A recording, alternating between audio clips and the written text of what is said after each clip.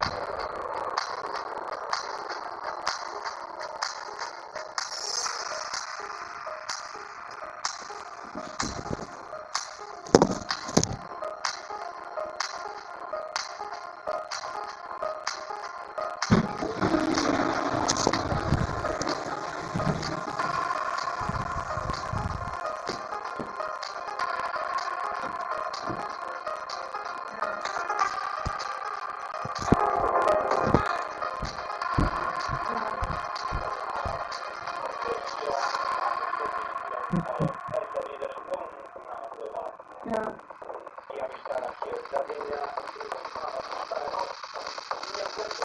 Hast du? Ja. Ah, super. Luki ist draußen. Mama. Ach, ja. Mama, ich meine. Was machst du noch? Luki, machst du? Was soll man machen? Also sitzt hier. Ja, geh gleich los. Komm auf deinen Mittag zu, ne? Was ist der Idee, du? Ach, die Rund. Ich komm gleich, Luki, ne?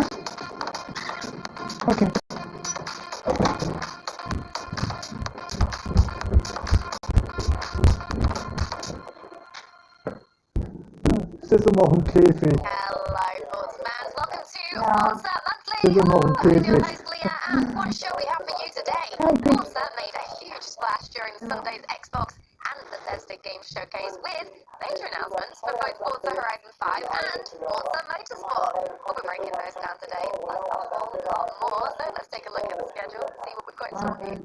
Alright, first things first, we've got Turn 10 creative director Chris Asaki, who'll be guiding us through everything we saw in the official trailer of Forza Motorsport. Our first look at the game since this time last year, if you remember. And then I'll throw it over to Charlie, who's in studio with Playground Games creative director Mike Brown and associate art director Connor Cross to talk about the much anticipated first expansion DLC for Forza Horizon 5, Forza Horizon 5 Hot Wheels. And then they'll dig into all the new content after Forza Horizon 5 in Series 3. After that, one of the Forza community's most renowned livery artists, PCG Stuzy, joins us for our community spotlight. That is back to Playground Games for even more Series 9 content. It never ends. And then Ellie and I will be catching up on all the community events, including a look at all the new community features on the renamed and redesigned official Forza.net website. Talk about a lineup. There's a lot to get through here, so as always, every single month, let's just get straight into it, shall we? I'm incredibly excited to chat with our first guest today, Turn 10 creative director Chris Asaki. But before we get him on the line, I think it's only right that we take another look at the Forza Motorsport official trailer that actually debuted at the Xbox and Bethesda Game Showcase earlier this week. Check it out if you haven't seen it already.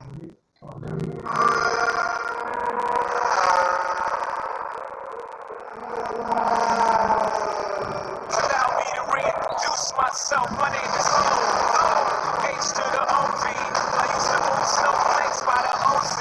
I guess even back then you could call me CEO or the ROCO. Watch out the frying pan into the fire. I be the music biz #1 supplier. Flying in a piece of paper bearing my name. Got the hottest chick in the game wearing my chain. That's right, not DOC, but similar to the letters. No one can do it better. You can blame Sean, but I ain't inventing the game. I just roll the dice, trying to change. I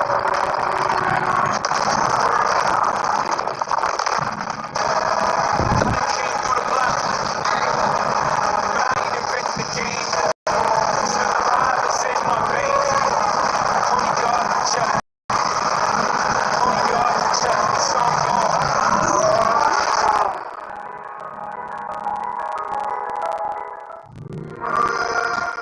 Play it day one with Game Pass. Let's welcome Chris Asaki back to the show. Hello, Chris. Good to see you. Yeah, just going, Leah. How you doing? I am doing well, thank you. The last time we spoke was actually back in December. Every time we speak, it feels like a lifetime ago. We talked about a lot of things to do with the new Forza Motorsport, but particularly at that point, how the team was working on the car suspension, right? And ensuring the different simulation elements in the game were like really realistic. Well, we just got a first look at the first Motorsport gameplay last Sunday at the showcase, and I mean, I have to say, I was watching it on stream, I saw you on stage, I was like, it's Chris, yes! Always feels good to see you. That's cool. Absolutely. But you were there talking about, it's a pleasure to see you every single time. You were talking about the new Forza Motorsport, and we saw quite a lot of new things. So it was really nice being able to see everything we've spoken about after the last year of conversations on the show here, and actually see it, pardon the pun, in motion. So it must have been fantastic to see that on screen for you as well. Yeah, and you know, I just gotta say, huge shout out to the team. I get to represent all of their amazing work, and I always feel really awkward about that. Because it's a big team, and it's a super talented team, and I just wanted to call out some of the amazing people that really made those videos happen, either the trailer or the demo videos. So Shay and team and media team, Shay and Tim and the media team, that really put this all together. Arthur and Josh, and I really they did some amazing work. They had the vision and the tenacity to make that incredible one-shot demo video. That everyone was telling them not to do the one-shot, and they stuck to their guns, and just incredible work. It really shows off like the technology, the engine, of course, all the visuals, the amazing environment art team, but then also Colin and his rendering team that really built all of the incredible technology that made all the visuals and all the gameplay possible. So I just want to say huge shout out to the team. They did amazing work, and you know, you got to see these amazing videos. And I hope you enjoyed it too. Absolutely, it was an absolute joy to see that. And you were talking about the technical feats. I mean, let's talk about that, shall we? I mean, you built it from the ground up to showcase Series X and Series S consoles for the Xbox. So, yeah, what can you tell us about that? Yeah, that's right. You know, first off, just want to say that there's so much to talk about. I mean, being built from the ground up, that means everything from our engine, visuals, physics, gameplay. It's all built from the ground up here. So there's so much to talk about, so much to show, and we surely can't do it all in one show. And one of the things that I did want to mention here, I think some people that are watching kind of understand this. Traditionally, we would have done this kind of E3 timeframe reveal, and then the game would have been out a couple months later. And that's not the case here. So a lot of the stuff that we have shown, you know, it's new to us too. We have a ton of time between now and when we launch, and we're going to be able to show in depth all of these things that we've been building. Like I said, there's so much to show. So I know everyone here is super excited about seeing all of the new features that are in the game. You know, we've shared a lot on previous Forza Monthlies about the underlying tech and gameplay systems. You know, and I'm going to hit on some of those again today, but I would please go and check out the year in review post on the new Forza website. So go and check that out. There's a lot of that info all collected there. And I just want to call out things like our multiplayer mode has the whole race weekend structure with open practice and qualification and scheduled races with tire and fuel strategy. You know, we're going to do a deep dive into the entire multiplayer mode and on a future Forza Monthly. Same thing with the career mode. On a future Forza Monthly, we're going to do deep dives on all of these things. The different modes of game, they're all new. So, like I said, there's a ton of new stuff to talk about being built from the ground up. So, what I'm going to start with today is about our tracks, some of the lighting models, some of the physics and gameplay that you saw in the trailer. You know, the tracks, as you saw, like they just look. I think there's a true generational leap in the visual quality of all of the tracks that you saw. So, they're built from the ground up. You saw some amazing new tracks, new to Forza, but also in particular Maple Valley that had been, you know, in Forza Motorsport since the first Forza Motorsport. And even there's some community videos that have shown like the evolution of Maple Valley since Forza Motorsport 1 through 2 through 7, and now even and showing some of the visuals from the new Forza Motorsport. And I think you can really tell just how much of a visual leap we've made just in Maple Valley, right? And it goes to show just how much quality we're getting out of the complete rebuild of all of these tracks. Laguna Seca is another great one. Like we showed that a while back at a previous E3. And I think you can tell like the visual quality there is incredible. It's been in Forza Motorsport since also the beginning. Laguna Seca has always been there. One of my favorite tracks. But as you see it in this trailer video, it just comes across as ultra realistic. We laser scan the track. Tons of new detail in the actual track itself, like the detail of the surface. And you know, with all that laser scanning, with all the physics improvements that we've made, you know, all of our tracks, whether they're new to Forza or whether they're returning, they're all new. They're all built from the ground up, and they look amazing and they drive amazing because of that. All of these improvements we've made, whether it's laser scanning, whether it's all the physics improvements we've made. So I think you've seen it. The proof's in the pudding there. The tracks look incredible. They're all built from the ground up. Now our lighting model. You know, we made a big deal in the demo about our real-time time of day, our dynamic time of day. It's a big deal, and I think we'll go in detail about it a little bit further. I hope to kind of touch on this a little bit further, but it's on every track. Our time of day, our new lighting model, something that wasn't really available on previous generations of motorsport, like time of day on every track. It is now there on every track. That's what these new systemics in how we've built these different tracks and the systemic lighting model for us allows us to do that. And lastly, built from the ground up, we've talked about physics. You mentioned we talked about the suspension modeling. I think in the previous, it's a long time ago now. The last time I was on Motorsport. It's forever. What more is there to say about the claim that we made around 48 times the physics fidelity? It's true. You've heard it here before on the stream. We have 8 points of contact per tire, where we have 1 per tire in previous motorsports, with 6 times the frequency per tire. So, just doing the math there, 8 points of contact versus 1, 6 times the frequency updates, that's 48 times the fidelity, and that's on a per tire basis. Right, so that's incredible to me, right? Yeah. And so when we talk about that, it's easy to meme the whole 48 times the physics. But if you're here watching the show, you probably know that the tire model is the most important thing to get right. The most important thing in the physics model, right? So it's true. It's a 48 times jump in the fidelity of this modeling, the tire model. And what I can tell you, right, it's okay, that's right. It's this big jump in physics, but in reality, that means it feels incredible. It's the best driving experience we've ever had. That plus all the extensive improvements with suspension and weight modeling, and there's a whole host of other things we've talked about in previous Forza Monthlies.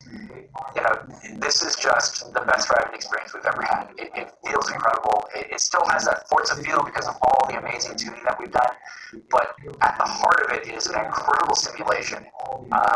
Nothing like we've had before, and I think everyone's going to be really, really happy when they get their hands on it. Absolutely. And I think we just actually saw there in that clip another bonus of building from the ground up for the series consoles is you can harness ray tracing, and that is, I feel like sometimes it's quite subtle and other times it's very much not subtle. You can really tell. Here for example. Yeah, ray tracing there, I said, if you're playing bingo at home, you can mark that one off. But ray tracing is here. It's on track, and most importantly, it's real-time gameplay. I really want to make that clear. When we say on track, that doesn't mean, it's only in replays, or it's only in photo mode on track, and they're just being, they're being funny with words. We're not trying to mislead you here. When you are racing, when you are playing the game, ray tracing is on. I just want to be really clear about that. So when you're playing it, like I said, it's a level of immersion there that it can be subtle at times, but it's a thing that really just pulls you into the visual and the experience, unlike we've had before. So when we talk about ray tracing, yeah, it looks amazing. It looks photoreal, it looks super immersive. You get that in gameplay. I just want to be really clear about that. In this trailer video, you're actually seeing some amazing stuff with ray tracing, but also something that I wanted to call out. In non-gameplay, so not racing, we even have a full global illumination with ray tracing capability, and you saw actually some of that in this trailer. So once again, not gameplay, but in some cases, you can even see some amazing full global illumination with this real-time ray tracing. And I think that's incredible, right? So it just goes to show once again how far we've come from the ground up with our lighting and just with this ray tracing, about how immersive and how much of a visual leap we've made because of these new consoles and this new power that we have in our hands. Absolutely. And speaking of visuals, people are used to day and night racing, having the option and things, but we've spoken a lot about the time of day change being dynamic. So what exactly does that mean, and how is it different to a usual setup?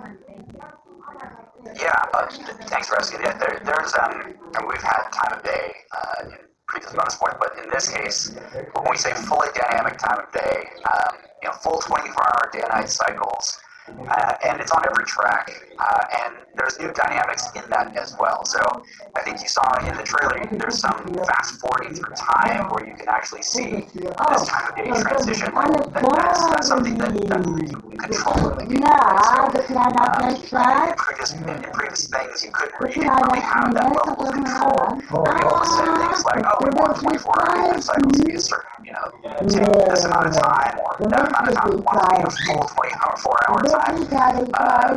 These are things that you can now set, and we'll do a deep dive into kind of things like free play and other options here that will really detail out, what those options are that no player facing set.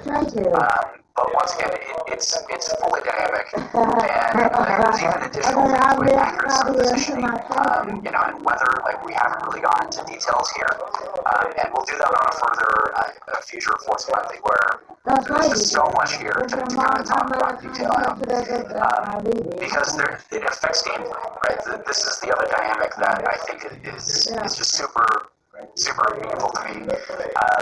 Maybe not to everyone listening, but things like, I touched upon in the demo video, these time of day changes actually affect the ambient temperature on the track, right? It's this whole system, right? The sun comes up, it heats up the world, and things like the actual track temperature, the actual track surface temperature, that changes in time, right? Like, when the sun is out, it heats up the track. It changes how much grip you have on the track, right? The sun goes down, it cools the track, right? This happens. We're assimilating safely in all of this. So when you're driving, if you're going through a 24-hour game, that's cycle, right? You're actually feeling these changes in grip over time. And I think I think it's really, really cool. And so that's just one of these new dynamics that we have. We also have things like, I think I touched on in the demo, we got rubbering in this time around. So, anytime you're driving around, you leave a little bit of rubber on the track. That goes, the stickier that racing line becomes, that's another thing that is going to change over time with a new dynamic. So you add that track type changes the time of day, and the weather on top of all of that. You just have this changing gameplay of how you're approaching a track, the feel of the track as you're driving around it, and that just plays so well with all these new tire dynamics that we have, whether it's the multiple tire compounds or whether it's the new fidelity there in the actual tire model. And so, yeah, time of day, it looks amazing. It's this cool new dynamic, but really when it comes down to it, like, what it does for the gameplay is just it opens up a whole new lot of depth, subtlety, and it's just great. It's really cool. Yeah, it doesn't just affect the lighting, making it light and dark. There's a whole system there in place. That's awesome to hear, actually. And speaking of affecting things, including the car and the racing, we get rain. There you go, just a lovely shot of the rain, perfect. And with rain comes mud and dirt. And we've seen the simulated dirt, and here, perfect. So this timing. The damage we can see here as well. It's great. But with this dirt and damage, like, how does that affect your car other than just simply looking different cosmetically?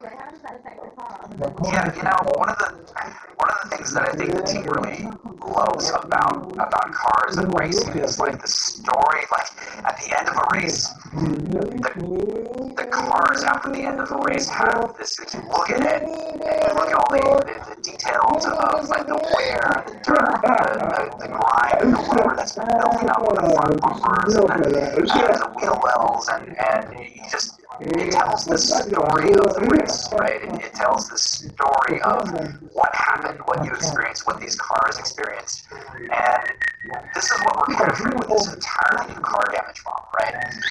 Every car has its own damage model, and you can see how much, like, the fidelity of, like I said, the individual scratches are being reproduced. Like, this is true. Like, we're going to a level of detail here that allows the players to, like, look at these cars after a race or during a race, and there's a story to be told there.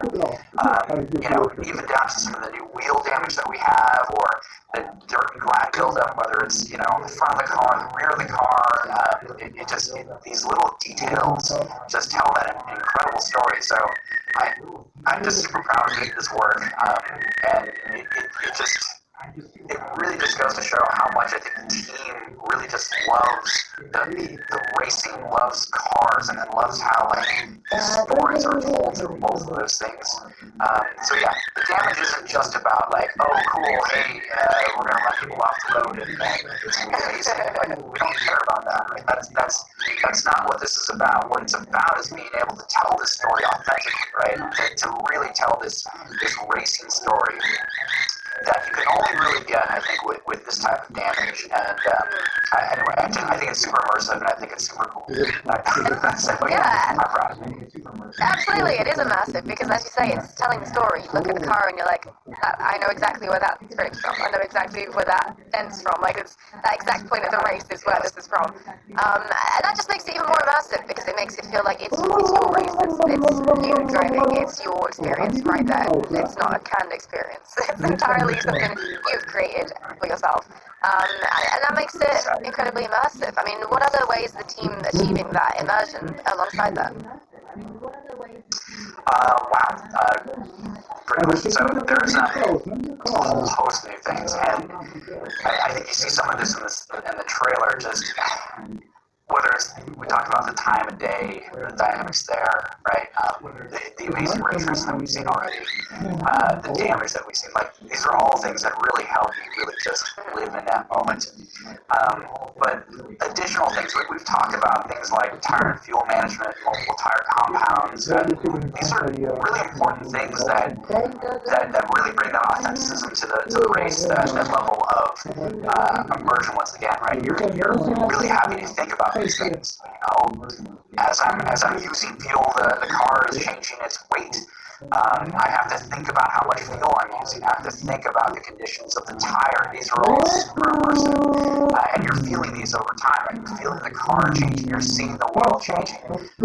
These are all elements that just really deepen the driving experience and, of course, the movie experience. So, and I think immersion is one of those things you have to experience, right? You have to play yourself and go, I get it. It's hard to talk about it. And clinically examine immersion. You have to just experience it for yourself. So let's move on to some of the things we've actually talked about before, including tire compounds. Is something we've actually spoken about here on Forza Monthly. I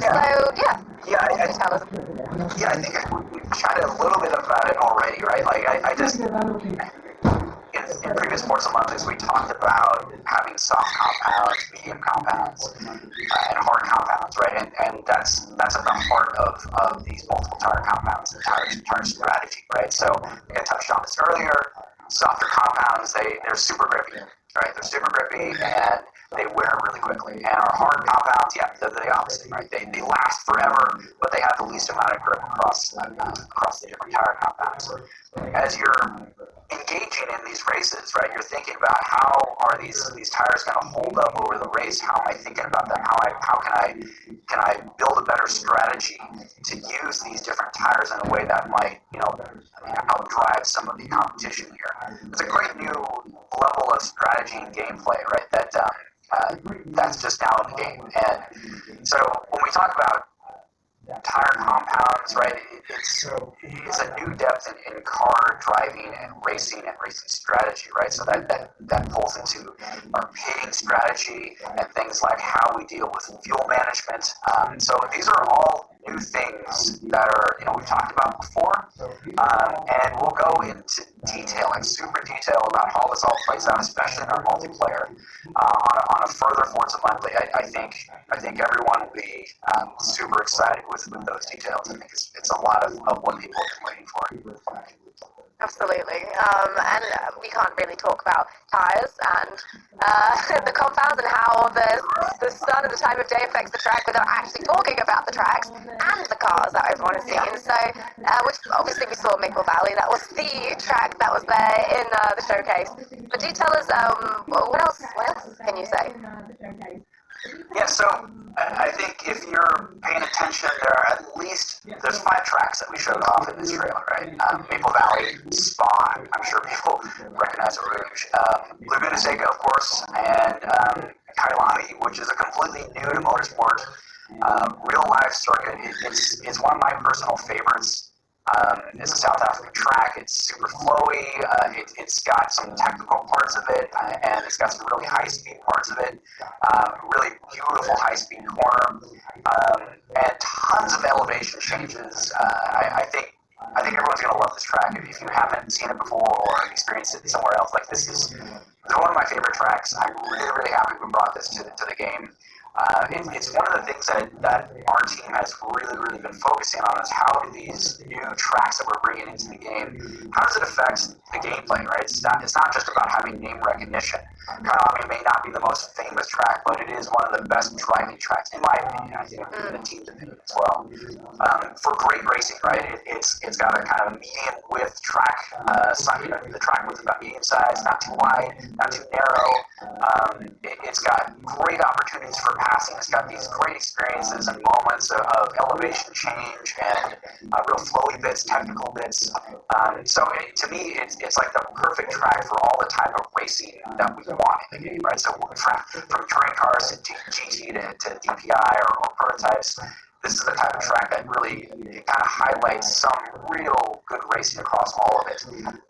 So yeah, really excited about Kailami. I hope everyone here is too. It is one of my favorites. And another one that you saw, New to Motorsport's original track, Circuit Hakone, really, really cool. It's a high-speed track. It's a circuit. I just want to be really clear about that. It is a GP circuit for us, and it shows off some of the, like, there's a good shot of it.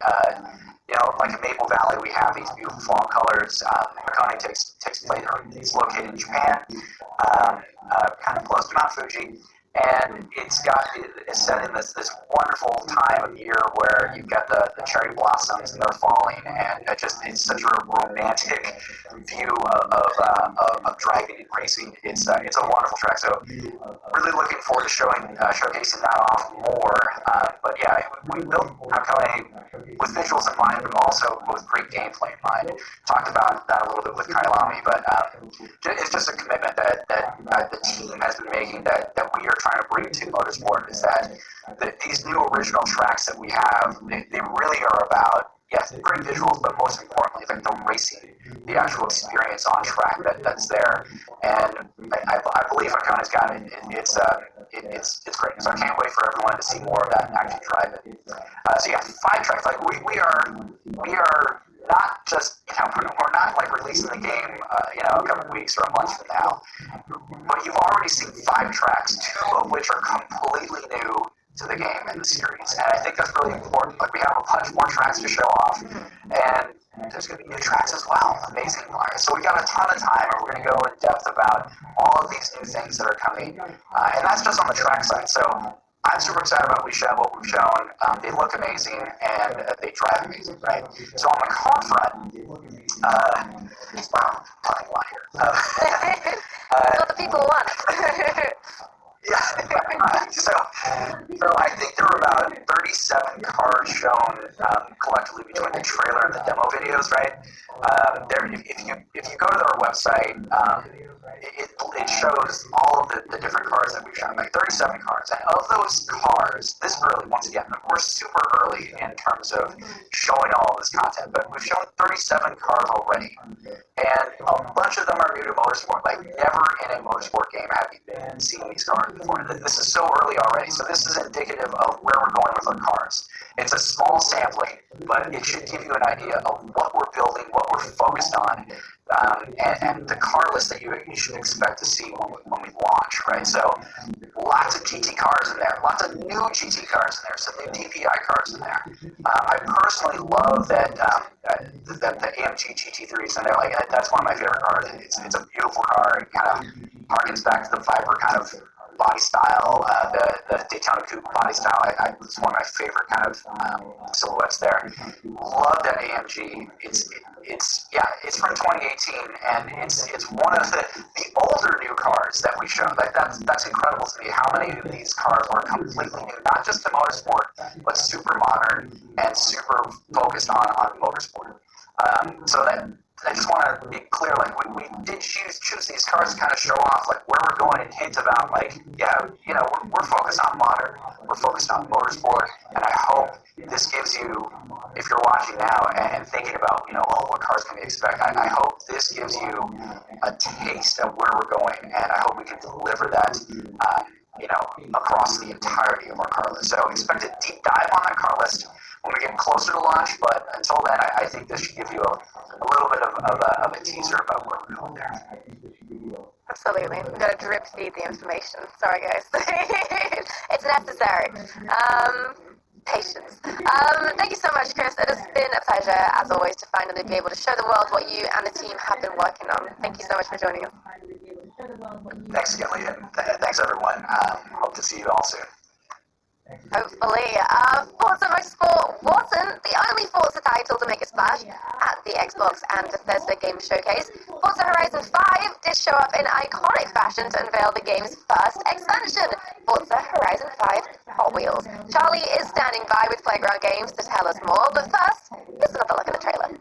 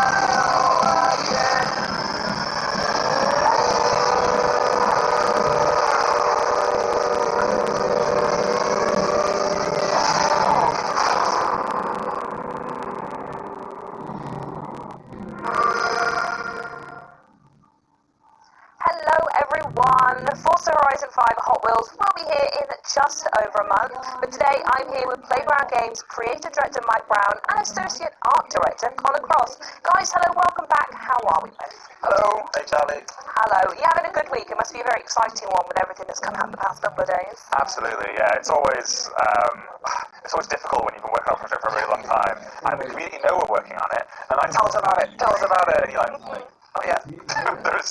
There are marketing reasons why we have to be quiet for a little while longer. But it's nice to get out there and to be able to actually just like say it out loud. Wonderful. Very so I imagine that Sunday night was a bit relaxing, where you're just like, done, on to the next bit. That was the perfect response. No further questions. Right, Mike, you first. I'm going to start grilling you. So the first expansion, as you said, is on its way to Mexico. We've seen Hot Wheels in Forza Horizon before, but Forza Horizon 5 is going to take Hot Wheels to a whole nother level, literally, because we're heading to the skies of Mexico this time. So what can players expect from this shift? Yes, so first of all, obviously people will be aware that we did a Hot Wheels expansion for Forza Horizon 3. It's been a little while. It had been one of our more popular expansions. It's certainly been one that the community really loved and had been asking for more Hot Wheels content. But we wanted to only do that when, one, it felt like the time was right, and two, we had a really good concept for something that was kind of new and fresh and made it feel like a real new experience. The idea that we landed on with this was this idea of this theme park for cars, where you bring together really distinct, high-contrast driving experiences and biomes, mash them all close together, and create, as I say, this theme park for cars. It really tests the player's driving ability and gives them loads of fun stuff to see and experience. But in the real world, it's kind of difficult to have canyon meets glacier meets tropical forest. Yeah. So we thought, well, what if it was a theme park, then that'd be man-made, right? It'd be very cool, but it'd be man-made. You kind of build that yourself. It might look odd on the ground. So we thought, maybe they've got some really cool technology that can allow us to fly in the sky above Mexico. Unlimited Horizon money. Yeah, it is a great narrative crunch. When in doubt, could you do this? You have billions and billions of dollars. And we think, like, well, probably. And So integrity wasn't a question you had to answer either, just stick it up so we there. decided that yes, you could do it, and that led to the Hot Wheels Park suspended in the sky above Mexico. Wonderful. So Connor, over to you now. What was the inspiration behind creating this Hot Wheels Park? Yeah, so Hot Wheels, like, I mean, we loved what we did with Horizon 3. Everyone did. Yeah, it was so fun to work on, and, you know, finally seeing Hot Wheels, like, on screen playing, it was great. And we thought, how do we top it? And we kind of actually stopped that and went, let's look at what Hot Wheels means to us as game developers, people that play with Hot Wheels. And we actually stopped and looked back at, you know, all the Hot Wheels cover art and all those really cool illustrations. And you remember On the actual boxes yeah, themselves? yeah, on the boxes. Nice. You know, Old school with research. yeah, we didn't download it. We went and bought some stuff. And then you could have it all in the office though, right? Yeah. And, you know, like, you'd set your Hot Wheels track up and you put like a cardboard box next to it, and you'd be like, that's a mountain, that's a volcano. And with all of that stuff, we kind of realised, well, why don't we just build epic scale and make you feel really small in a big world? You know, the same way that kind of Hot Wheels does make you feel really small. And yeah, we decided to, you know, as Mike said, go all in. We've done 4 super diverse epic biomes.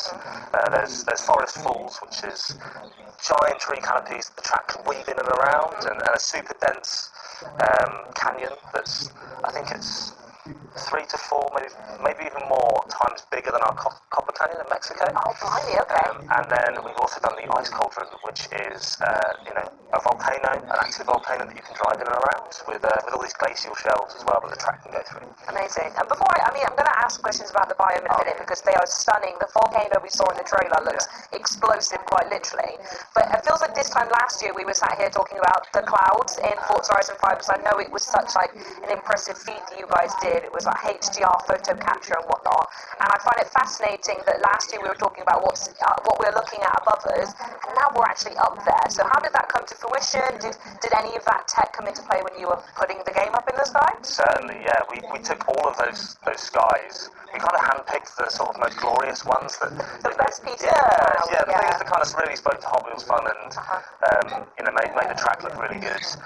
We did a little bit of you know, tech wizardry to offset the horizon, so we distorted those skies, and then our VFX team created a big cloudscape that sort of rolls and moves around, matched it to all the clouds, so we can have some track that kind of goes in and around. As you actually have to get to the park, there's a cool bit we have to get through those clouds as well. So the clouds that you see on the ground are actually, to some degree, the clouds that you're going to be seeing in the expansion as well. Inspired by. No, I love that. It's nice. Yeah, there's all these like this. Connected to You can see some clouds, and then you can actually get really close to them as well, and they do connect to the sky. Amazing. It may not be obvious as well, but like clouds are just one of the most tough things in rendering. You know, it's really hard to generate clouds that actually look and behave realistically. So it's a huge credit to the VFX team to be able to pull it off. That's normally the kind of tech investment you do for a new game rather than for an expansion. Another really tough challenge is waterfalls as well. We had a couple of waterfalls in the base game, but again, they are very, very challenging from a rendering perspective. But Forest Falls has something like 20 kilometers of waterfalls. It's almost all waterfalls, and a real achievement, I think. Hats off to them, they really nailed it. Amazing. So we'll go on to the biomes now. In fact, where is it? The biomes are absolutely stunning, and the expansion comes with, as you said, 4 biomes. So what did you set out to do when you were designing these? Did you know what biomes you were going to do based on successes of Forza Horizon 5, or was it pretty much getting toys out of the box and your imagination was just there? So a part of it was inspired by the toy line. As you were saying earlier, it's like when you get a Hot Wheels toy set, it'll have like usually a launcher, some Hot Wheels orange track, obviously the cars, and then on the box it'll have a picture of an epic canyon, and it's like it's kind of telling the kids like you need to imagine that bit because this is the bit that's a toy and the rest of it's in your imagination. Fair enough, yeah. So we were kind of led by that and the kind of pictures that the stories that they were telling through their own packaging. Part of it was just kind of things we thought would be really cool. Obviously we had a lot of snow in Horizon 4 and in Horizon 3's Blizzard Mountain expansion. We didn't have quite as much snow in Horizon 5, so we wanted to kind of answer that community request as well, where people were like, give us more snow. I love that you have a community who just says, we want more snow. Well, for Horizon 4, they were like, there's too much snow. Winter lasts too long, why is there so much snow? Fine. So we kind of wound down the amount of snow in Horizon 5. Where's all the snow gone? We don't want snow. Okay, fine. So, Here's some snow again. Another thing though was gameplay. We really kind of wanted to go. I'll talk about gameplay. You talk about art. It was we kind of went. Well, we want to do different driving experiences. You know, really expand upon what we had in Horizon 3, which is just boosters and orange track, which was really cool. But you know, how do we push that even further and give? You know, we want to make the world bigger. Let's make more things to do and more driving experiences. And we were looking at what would be cool, and you know, we started looking at like, well, it's in the sky, and started getting all like elemental about it, and we were like, we got sky, we got fire, we got an ice track. Oh, we can put that. We need a snowy volcano or something. You could be like on an ice track going through there, and then we're like, oh, we've got water flume track. So there's a track now that's like it's like a big sort of rapid slide that you get at water park. Kind of goes hand in hand with the sort of theme park 5 as well. And then in there we want magnet track as well because it's all suspended above the clouds. And another cool little thing is you're actually above the Mexico map, so you can see through those clouds and you can see Mexico. That's really cool. So that's a challenge for any of the Forza photographers out there to see if they can get any good snaps. Yeah, you can probably spot your home. It's definitely easier at night, isn't it? Yeah, hazardous lights lit. That's stunning. Yeah, so you can see everything a lot clearer. So we wanted a track that allowed you to go upside down and look at those sort of things, and you know, really play with the verticality of everything. Amazing. Yeah, and then there's another track as well, which is a dirt track, which has got loads of rumble strips on, which that was just in races. Yeah, that's just in races, which kind of like forces you to think about a driving line. In some cars, like the Baja Bunch, we'll talk about it a little bit, it can just eat it up. It's got awesome suspension, so you don't even notice it. Yeah. But then in a more low-slung car, you really now need to think about racing line, because the typical racing line may no longer work for you because the terrain's really bumpy. Okey-dokey then. So another thing, some eagle-eyed fans may have seen on the last Forza Monthly, you, Mike, teased the Horizon Academy was coming soon. Is that one and the same with the Hot Wheels Academy? And if it is, what's that? It is the same. Yeah. But last month we were banned, we weren't allowed to say Hot Wheels. That was we pulled the wool over your eyes. So we said Horizon Academy is a surrogate for that. But now we can talk about the Hot Wheels Academy. That is the name of the campaign. I guess in the fiction, that is you've arrived at the Hot Wheels Park, and the Academy is where you sign up and go and explore all of the great things in the theme park. You start out as a rookie. You're locked into B-class cars. So all the events are B-class, all the PR stunts are B-class, and for the first time ever, actually, you're locked into B-class in free roam as well. So even though you may have a huge collection of cars that you've amassed while playing the main game, you actually can't get into them just yet. It's B-class only, which allows us to tailor the experience around that. A lot of what we do is offer freedom. A lot of our campaigns are just like, hey, you can drive what you want, you can go where you want, and that means we have to kind of build an experience that accounts for the fact that you might get a C-class, you might get an S2 class. We kind of need to have a campaign that deals with it. Sure. This allows us to actually really go and focus that challenge on the kind of limited selection of cars that we know the player will be in, which is an interesting design challenge for us. I think players are really going to love it. It gives it that real nice progression through the cars as well. If you start out in slow cars, there are some really challenging driving experiences in here, and if you take them on an S2 right at the start, you'll have a bad time. So it allows you to ease your way in. it helps you get used to driving on the track as well. There's so many more experiences than just driving on a flat bit of tarmac. As cool as that is, and the experiences you can have. I found myself just pinballing around. I jumped in I'm again S2, and That just sounds like how I drive anyway. No shame. I saw you parked outside. Yeah, you would have done. Wonderful. So back to you, Connor, though. The Hot Wheels has a ton of cars to choose from. So tell us about the selection included in the expansion, all of which are also new to Forza, by the way, everyone. Tell us about this car. Sure. There's a few coming. But these 3 are only available in the expansion. Okay. So first up we have the Diora 2, which is a fan favourite. It's the purple-looking one. Okay. Akin to is it Gamescom? It's kind of purple, it's boxy, it's got a carrying handle on the back. It's a GameCube. GameCube car. That thing is a beast. It doesn't look it, but it's got 750 brake, a supercharged V8 in the back of it, with 2 surfboards in the back, which is really cool. And then secondly, we have my favourite car, probably we've ever put in a game. It's so badass. It's called the Bad to the Blade, not just because of the name, but because It was inspired by an F1 car and a dragon, which pretty cool. Pretty cool. You know, they just reference the dragon. I think we've all had that dream of mixing cars and dragons together, yeah. But the team have built it in a way that both of these cars have actually built in real life. Hot Wheels and Mattel have built them, and our team have gone out, scanned them, and made sure that they are representations. And then our handling guys have gone in and tuned it so it plays really well on the track, so you can really push it to the limit. The other thing with that, it's got the best. Well, I say that, I can't say the best. You can have an opinion. Yeah, I love all the paints. Don't say all of your opinions. It's a conversation about paint, is it? Okay, right, well, I'm going to listen to your opinion because I think it's quite important. So we've got a unique paint on it that the team put together. It's like a retro-reflective it's like it goes through all the colours of the rainbow as you flick around it. It looks really right, iridescent colours. Yeah. Nice. Okay. Really cool. And then whilst we're on paint, the next car that we've got actually comes with the what's it called? Spectra Flame. Spectra Flame is a original Hot Wheels paint from the original series of cars that came out. Wow. It's really well known in all the Hot Wheels community, and we really wanted to honour that and bring that to the game. So we've faithfully recreated it as well as we can. It'll be available on any car as well, so you can kind of Hot Wheels your own car, along with the famous Red Bull tyres as well. So, and the car that it's going to come on initially is the Baja Bone Shaker. So our team actually worked with Mattel to create this off of the actual toy of it, to realise it as if it was a real Baja 1000 truck you could drive. So they went right down to the detail. The thing looks amazing, so hats off to them. It's worth saying that's very, very unusual for us. Okay. We built a car based on real life reference.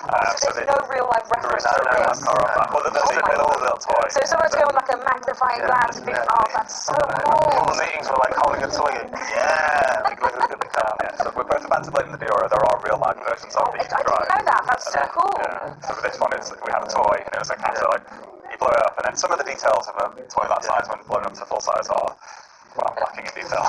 So we have to go and fill in all the blanks there. But we worked with the Mattel design team as well to kind of fill in. That must have been interesting for them as well, seeing their tiny little cars. Oh yeah, their feedback was so different from ours as well about what they thought was really important. It made it so much more impactful as well. Like we were trying to make it, put the mold line in from the toy. They're like, no, get rid of that, make it look badass and real. And yeah, it was like they had in their imagination what that would actually look like if it was real. Because they had feedback on the lanclusters, isn't there? Yeah. We made the lanclusters look like they do on the toy, but they're like, no, because if it was real, then it would be like this lancluster or whatever truck is. Oh, right, okay. So it's like they actually had cage in it. Yeah, they had an imagination like what that would look like if it was full size, and they were steering us to like that. It was really fun car actually. And then it's weird that we put in a cross country, a Baja thing on an orange track DLC. Okay. But surprise, you can play. You can drive in all. So there's 3 big biomes, those big plateaus. We've made sure that nearly all of that surface is drivable. So there's some really great cross countries. You can really get in and tear it through all the landscape, jump on and off the orange track. There's bonus boards hidden and scattered throughout. That's exciting. It's getting the new roads and finding all the boards. Those are my favourite things. We have a new collectible as well. We do. Tank balloons, which are complimentary alongside this guy. Here he is. This guy. We blown him up and stuck him in the sky. Tank has stolen a set of drones, and they're hidden all over the world. But you've got to do some really cool jumps to get there. Wow, that sounds amazing. We did see some other cars that made an appearance in the trailer you're seeing at the moment, folks. So what about those? Where do those appear? So there is the other kind of Hot Wheels Chevy car, isn't it? Which is a Chevrolet Hot Wheels Copo Camaro. So this is one that Chevrolet actually built, and it's a absolutely ridiculous drag car. You can see it in the model. It's got all of the parachute and roll protector on the back there to stop it flipping over, and you can see as it takes off there, it can do a wheelie. It's actually quite easy to get to a wheelie as well. Amazing, wonderful. So Forza Horizon 5 Hot Wheels releases on July 19th and is included in the Forza Horizon 5 Premium Add-ons bundle, the Premium Edition and Expansions bundle, all of which, fun fact, are 20% off now through June 24th on the Microsoft Store. So Connor, we're going to love you and leave you. Thank you so much for joining us today. I'm going to be back very, very shortly with Mike and Tom Butcher for the Series 9 update right after a quick little break.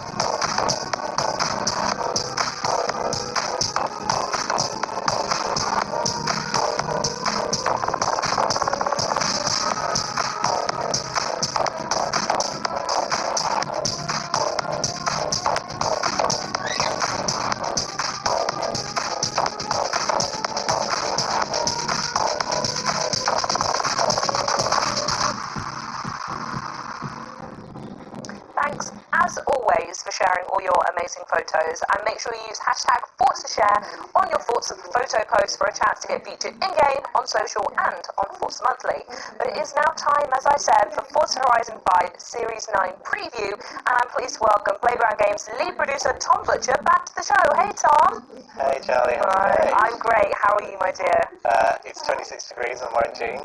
Yeah. Really warm. Yeah, we're saying you didn't get the memo about the knees today, I don't think. Today. It's themed because my legs and feet are like wheels of a human, and it's hot and it's wheels, we're doing Hot Wheels. I guess legs are like human wheels, aren't they? They are almost exactly like that, you're true. And on the word theme, what is the theme for Series 9? And is it knees, or is it something else in the It's game? Hot Wheels. Oh, Celebrating God. the announcement of the Hot Wheels expansion. It was right there. What synergy? What synergy? I know. Right, should we have a look at the festival playlist then? Yes, yes. Do that. So, Again, whenever you're ready.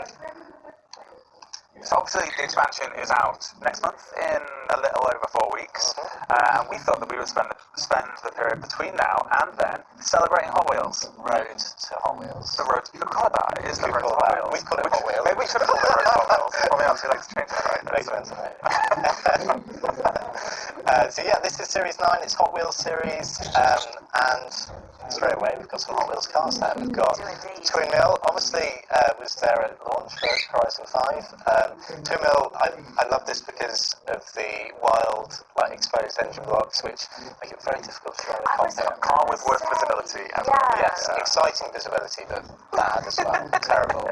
And you can have that terrible visibility in cockpit for 80 points in the Series 9. We've also got the Ferrari Dino, which Mike had a great fact about before the show. Named after the Flintstones pair. Yeah, Dino. So, Probably really fancy Ferrari. Yes, Why would you yes. say that? Leo Ferrari, the son of Enzo Ferrari. Yes. Yeah. yeah. Well, should we move swiftly on and Yeah, whip through the let's jump season? into summer. What have we got? There is the Team Jet Z, which I think Mike was just in before we jumped into the playlist. This is really cool. It's super light, it's super high performance, and it's got this really cool. Maybe we could just jump into the cockpit. It's got a very cool tinted effect when you actually. There you go. Look at that. It's a bit Blade Runner, isn't it? It is. Yeah. It's action film set in Mexican. It gives everything a different vibe, doesn't Yeah, it? it does. Suddenly a bit more ominous. So if you want to pretend you're in a fighter jet in Mexico, you can get yourself that for 20 points in summer. nice. And at 40 points, we've got the Lamborghini Aventador J. Cool. So yeah, as I mentioned, Series 9, it's all themed around Hot Wheels, so we've got references to old packs, we've got references to old cars and everything in between for Hot Wheels. The Firebird, which is a car that Hot Wheels have done many, many times. They call it Hotbird, though. I guess they've pulled the two of Firebird and Hot Wheels to make Hotbird. Shame it's not Fire Wheel. You're on one today, aren't you? Right. WrestleMania, the trial, you can get yourself the Corvette, and yeah, that's. I think WrestleMania is Hot Wheels reference as well. I'm sure. We're not going to call out all of them. Vaporized Camel is not Hot Wheels reference, but it is the author of our great event featured event lab in summer, the Caldera Coaster. Fly over the crater. It's the it's the Caldera Coaster, and you can get yourself the Chola if you complete that. That's Troy, of course. Yeah. Asphalt Assault, there is a Plymouth Cuda available for you if you complete that. Swamp Rally, which is also a set, wheel set. You can get yourself the Dodge Charger. And there is the Bone Shaker. There it Completing the is. Thrill Racers Seasonal Championship. You can get yourself that legendary Hot Wheels car, which you did the initial drive in Horizon 3 in. This is the 50th anniversary edition of it. Yes, yeah. I was going to say we've got something new right on the end there as well. What's that? This guy. Yes. So this is our brand new series rivals that sits alongside our regular rivals. And this is what we're calling Forza EV. It's a chance to showcase all the great electric vehicles we've got in the game. And so every series is going to be an additional rivals event there, and it's going to have a different EV in it. And this one's got the Lotus Evija, and there's another chance to do some hot laps in. Cool. Awesome. Okay. Yeah, let's go to blast through Water. another one. Yeah. So season reward, a new car for the series. This is the Barracuda. Yeah, Plymouth Barracuda. Which I think we're going to take a little quick looky afterwards. So that's 20 points, and then we've got the Neo EP9, which we added in Series 4, I think. And yeah, that's a Chinese thing. That's another EP as well. It is an EP, yeah. That's available for 40 points, and then we've got oldies but goodies. A trial you can get yourself. Got to touch that. That is both old and good. Yes. Very accurate name of the event. It's getting increasingly older as well. That does happen in time before. Time is just slipping through our fingers on grains of sand. We've got Arc Raiders presents Arc Sky Park Hot Wheels Tribute, a fan tribute to the Forza Horizon 3's expansion called Hot Wheels. Little did they know. Little did they know, I know. Stop signs means slow down, designed for convoy play only. We have tried this not in convoy play, so we know it is still fun with just on your own. Thanks Arc for that. That's Very timely. very timely. Oh, look at this. This is different. Yes, so this series, remember on our seasonal playground games when we do these, you'll be cycling through different playground games events through each round. This one will be Flag Rush, and you'll be doing Flag Rush for all three of those rounds. So something we're just trying changing things up, and you can get yourself a VW Beetle for completing that. Cool. Tuners, get yourself the 67 Corvette for completing that. Orange and blue, those are popular colours. So those are colours that Hot Wheels use. Yes, and you can get yourself an Aston Martin There's a Vantage. thematic thread running throughout. I'm actually constantly finding. So what about that championship is orange and blue? What's the thing? Well, the pitch has an orange and blue car in it. Oh, that must be it then. Is that like Is that the long and short? the eligible cars for all orange? No. Oh. Moving on. Moving on. Yeah. That's strong themes just running through the series. Yeah, really strong. Dragstrip Demons, we've got Challenger has the last lap for the Dragstrip. Who knows what that can mean. Probably some YouTube will show you. Photo Challenge, not Forza Challenge. Photograph any rally monster at the Grand Pantano. Is the Swamp Beast, is that a Hot Wheels thing? I think it is, yes. Cool. Yeah. And winter? Winter, we've got the Dodge Super B, which we're also going to take a look at. We've got some fun facts about that. 20 points, that's another new car for Series 9. And the Zembo ST1, cool, that's 40 points. And then skipping along, we've got Trial Mustang Mania. And there's a suite of Mustangs, and there's two in this photo. I assume there'll be many more in the event. Yes. But you get a chance to get the 71 Mustang, which is the facelift version of the 71 Mustang. Mustang Mania. And then FaZe Recon presents strap in for this one. Sky Castle Circuit, race across the bridge and through the courtyard into the castle. Then through the park, up onto the ramparts, into the first bridge, across the rooftop garden and through the clock tower, then out the back entrance for a jump back to land. Enjoy. That sounds like a walkthrough. It's very Recon. I think that was such a vivid description of what the event's going to be. I feel like I've already played it. Yes. And you can get yourself an NSX, which is rare, so I recommend jumping into that. There's a Hummer on offer for All Stars, and the Ford F-150 Baja Blazers. The Baja Bone Shaker is part of the Baja Blazers series. At this point, they didn't go Blazers with a Z. It feels like it would have been. Hashtag Speed Team, photograph any hypercar in the Copper Canyon. They've decided to do the Escape, but feel free to choose any hypercar. And you can get yourself Horizon race gloves. Epic Horizon race gloves. You can do that. As well as 2 points towards your progress. Should we check out Spring then? Mm, And then we'll come back onto clothing very shortly. yes. Oh look, Hot Wheels Metro.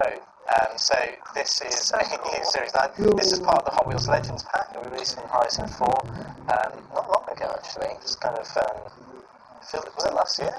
Start of last year? I feel like it was. Yeah, that feels like a very long time ago to me. It is a long time ago.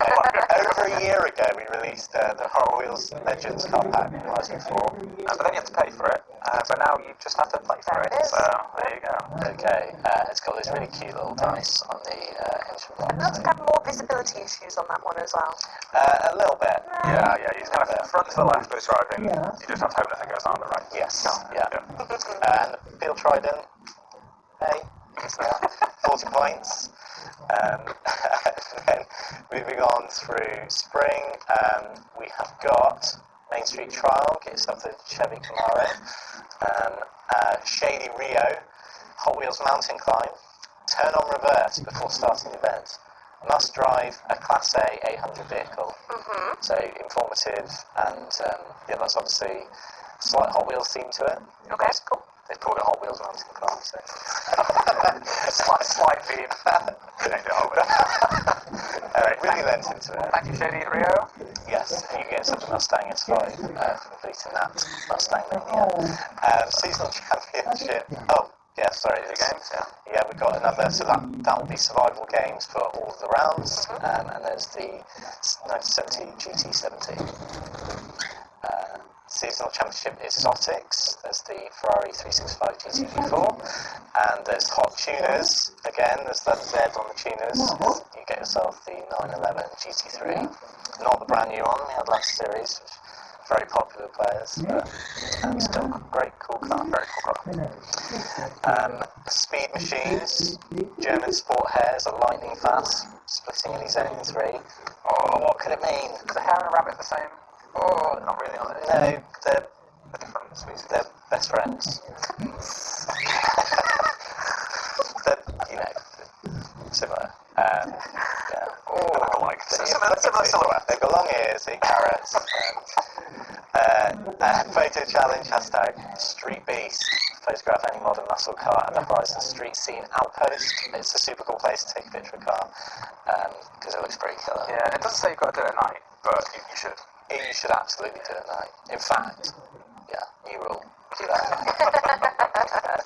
Alright, amazing. So that was a very quick look through there.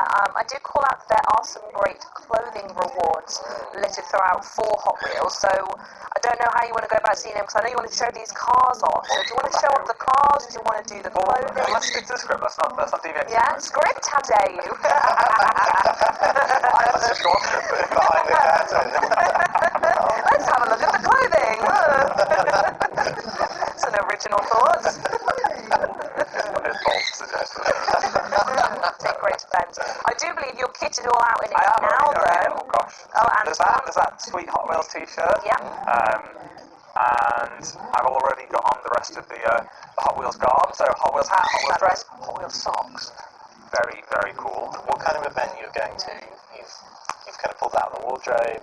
I'd wear I feel that like I'm to going to, like, almost anything ever. anything. Well, Pretty much. especially, I'm working a booth on a Mattel stand at the London Toy Fair. Yes. Horizon drivers arrived at the Met Gala. Amazing. So those are the clothing options. Should we have a look at some of the cars? Yes. You're bringing back 5 Hot Wheels favourites, but which of those? What have we got? Well, we're in the 2 Jet C at the moment. We also have the Metro that we saw in the playlist. So those 2 cars are available as part of the series playlist. We've also got Ford Mustang. We have got he glances down the Nash and the Rip Rod.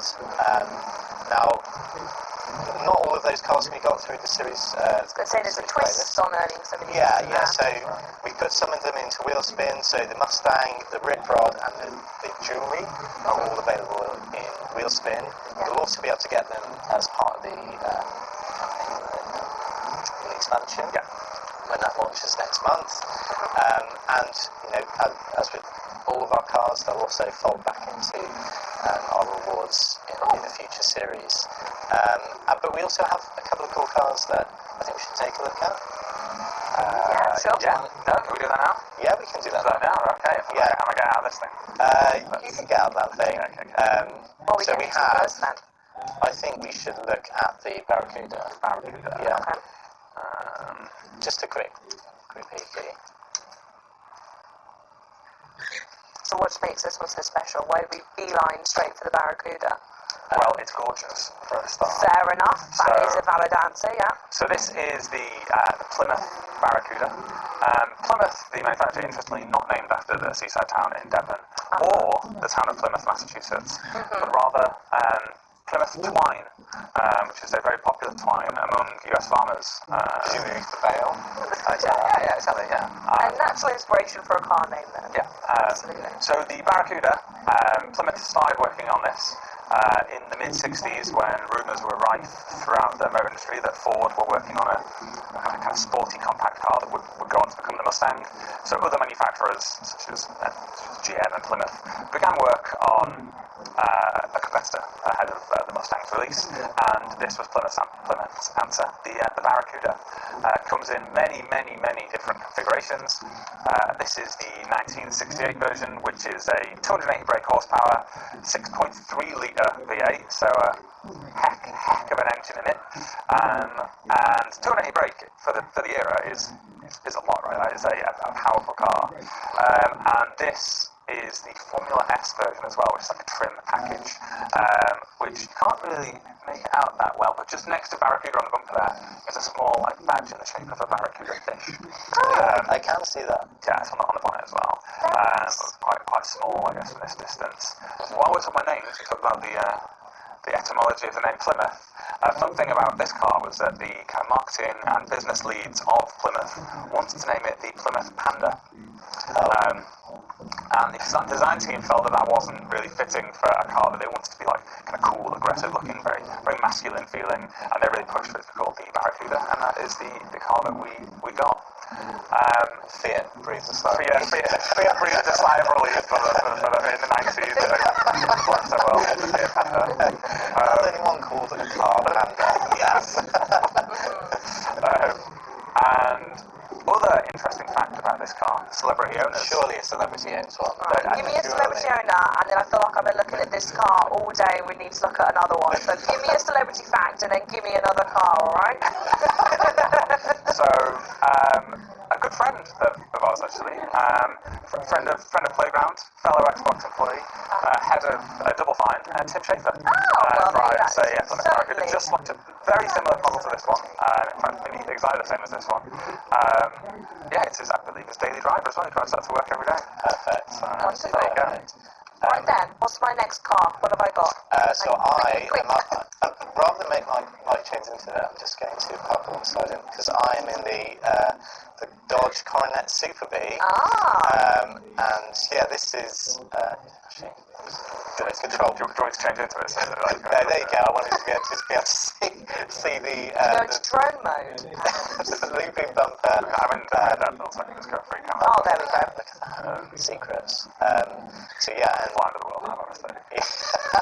if you have a look at the front of the car, you can see that double looped bumper, which is known as Bumblebee wings. Okay, sure. Bumblebee, and has the little yeah, sure. Looks like a bumblebee, right? Okay.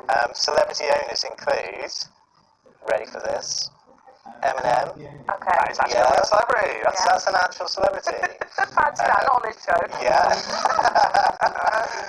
Yeah, he has one of these, and he's, I don't know what colour it is, but let's say it's purple. We'll drop a message after this to find Yes. out. Yes, But we'll those are find all amazing. I love them. And we mentioned that all of these rewards can be yours by earning wheel spins and completing the festival playlist events in Series 9, which is available for download on Tuesday, the 21st of June. But that is just part 1. Yes, just part 1 of our Series 9 update. We'll be sticking around to bring you the rest right after our community spotlight coming up next.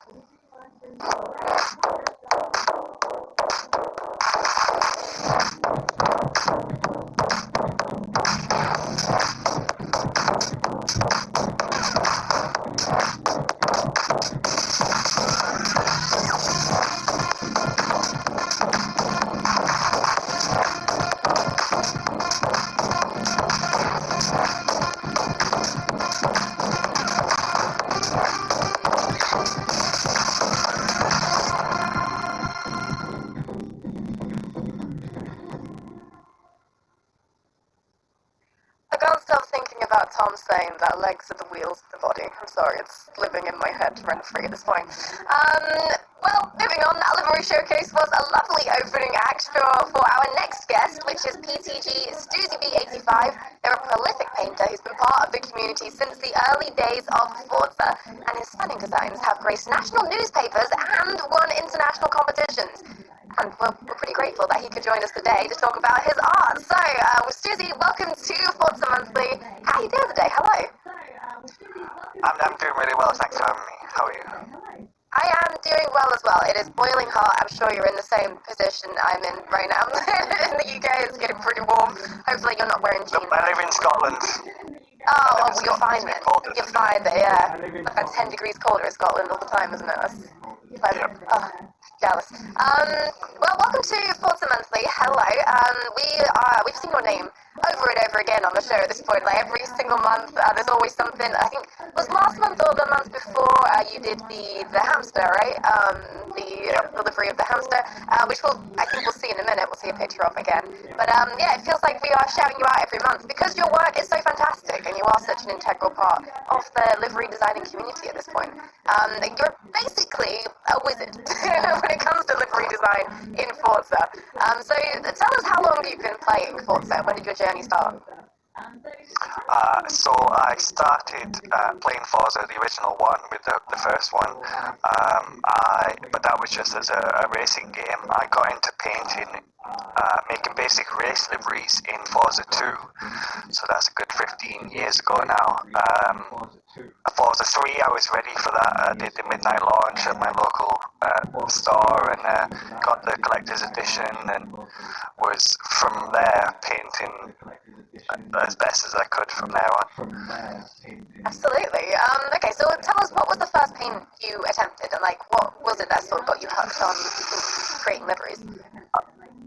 The first realistic looking paint I attempted was a Transformers cover, a DVD cover I had. I did Optimus Prime, but the vinyl was too big to be used anywhere that would be good on a car, so I just have this single screenshot of it on the bed of a truck because it was there, but I couldn't do anything with it. Yeah, but that was my first one that looked good, and I progressed well from there, you know. Yeah, absolutely. I mean, what was it about liveries that got you hooked then? What was it about recreating them you enjoyed? So I've always been an artist, drawing and being creative like that. This gave me an outlet because I've always loved cars as well. The main reason I did it, the main reason I do it now is I like the end product, the finished product, to see how good it looks when it's done. Yeah. Absolutely. So, what would you say was the sort of breakthrough livery? You've been doing this for such a long time at this point. Was there a point where you were like, oh, something more is happening, I'm not just creating these? People are noticing. In 2014, I started to stream a bit and get a bit more noticed by the Forza community, and in August 2015, I won the IGN livery contest, and they put my Forza 6 livery that was on a Ford Focus onto a real Ford Focus RS. You can see in front of you right now. There it is. That's the picture right there. You see it. Yep.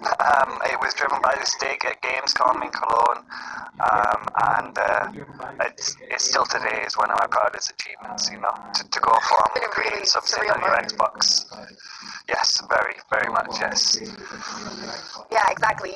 You're sitting there in front of a screen and then like actually seeing it in person, in real life, being driven by someone is quite a different experience, I imagine. Yeah, it is, yeah. And you joined PTG shortly after that, right? What was it like joining PTG yes. back then?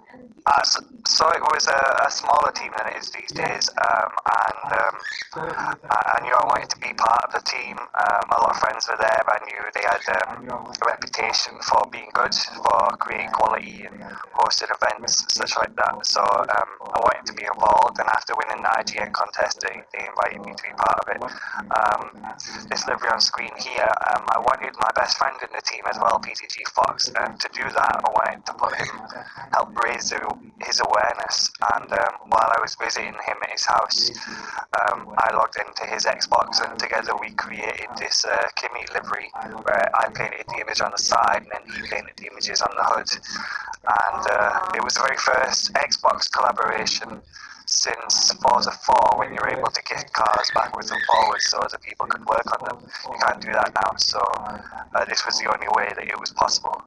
And yeah, it put him on the map and helped get him on the team, and now he's the king of animation on Forza. He was on one of your first guests, I believe. Yeah, that's a long time ago now as well. Yeah. Flippin' heck.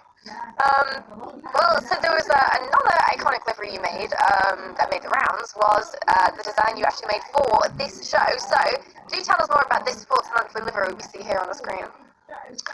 So this was a competition run on the Forza forums a few years ago, and the prize for it was for the car to be gifted out to every Forza 7 player. It took me 3 or 4 drafts to come up with this as the final layout. I was quite happy with how it looks, actually.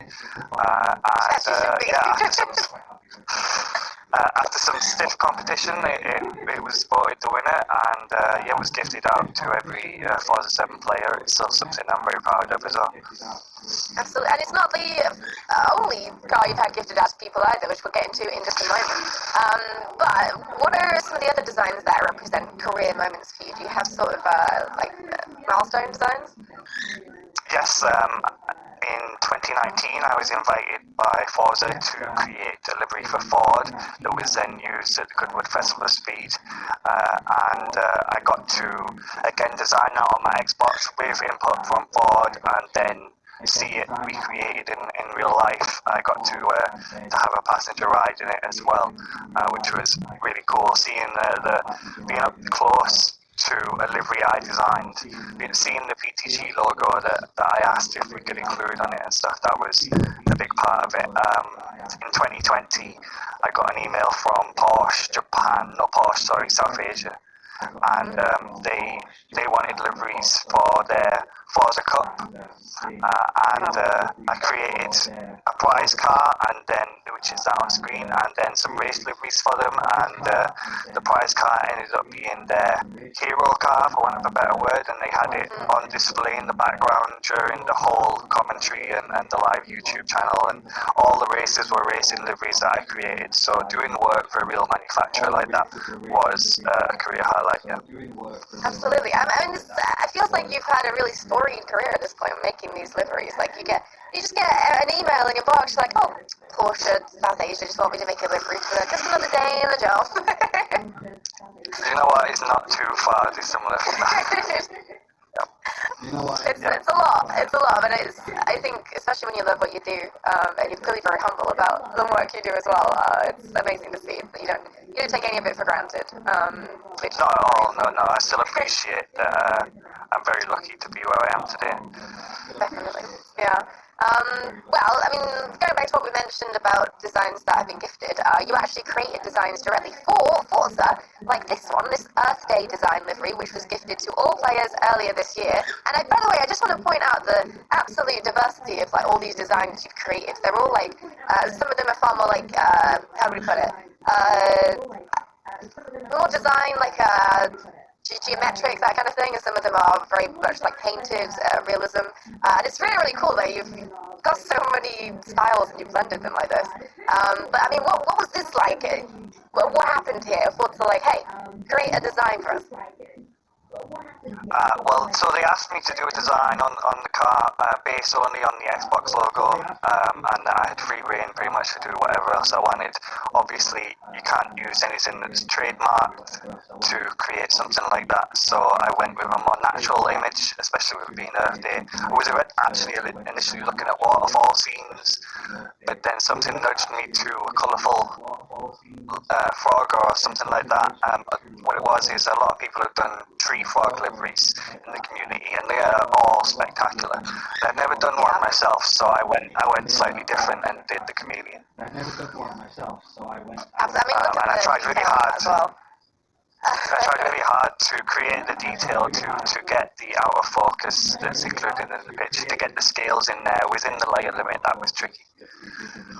Yeah, because I mean, can we just mention the fact that you have to stamp this. You have individual shapes that you're stamping repeatedly over and over to create this. Like, it's not like you just can paint.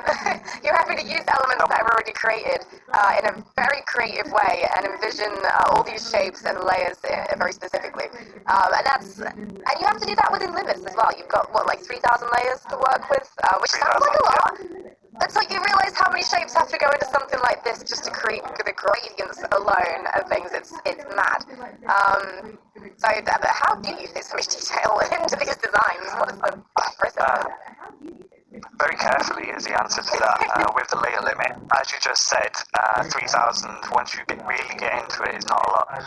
There are other painters, Snake Eyes, for example, who can paint in a lot less layers than me, and I'm insanely jealous of the work that he does because of it. But for me to get the level of detail that I want to put into my work, it takes most of the layers that are available, most of my time.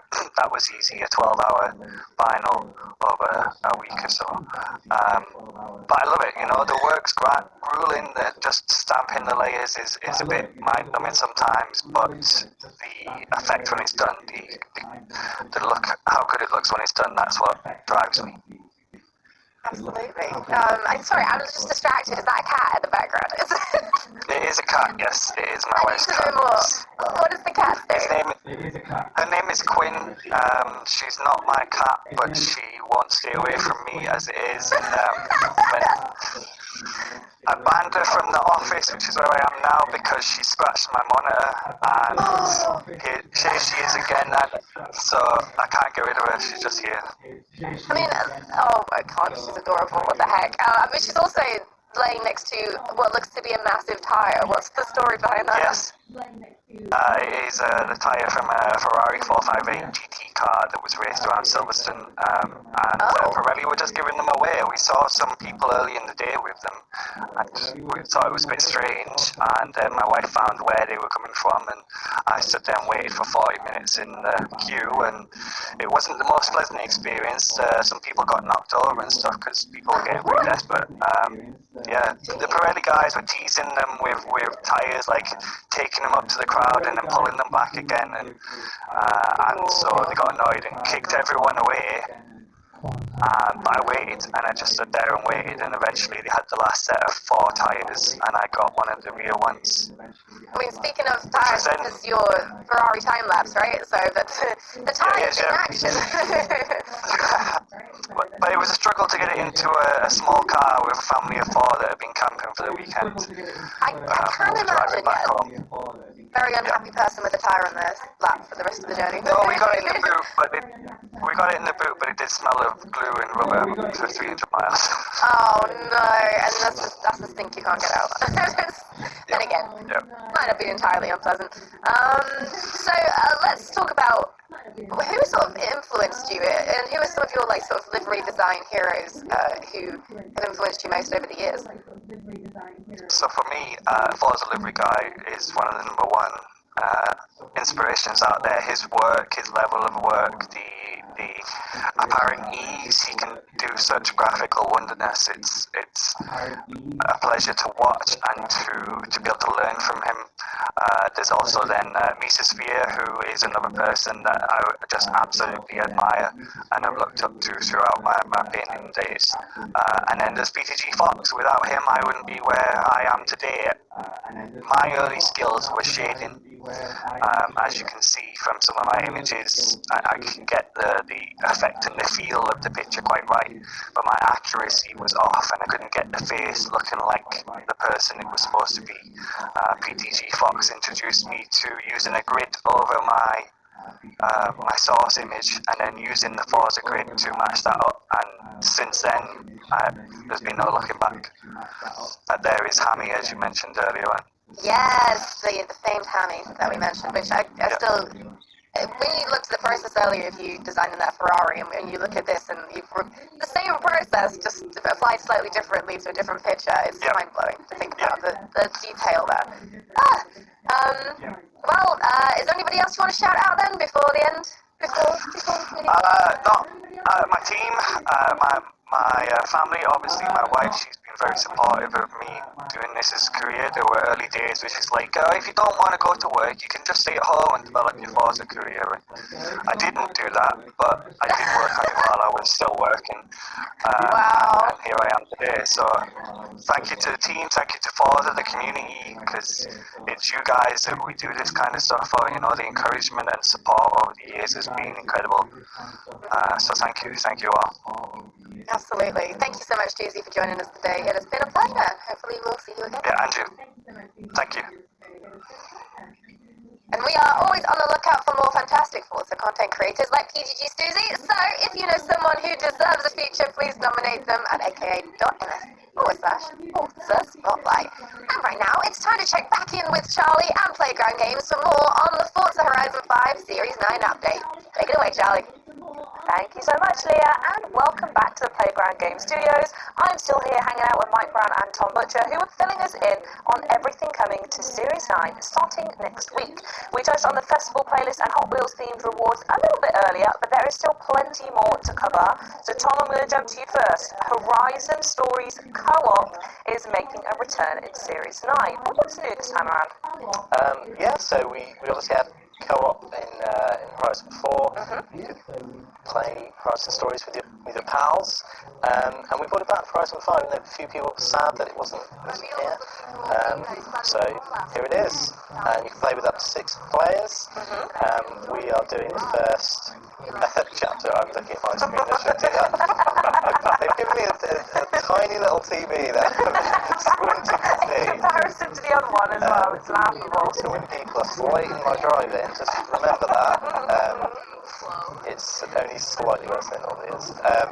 And yeah, a fun thing about this is that obviously Mike is driving with Alejandro in his car. On his screen, I'm driving solo, just tagging along.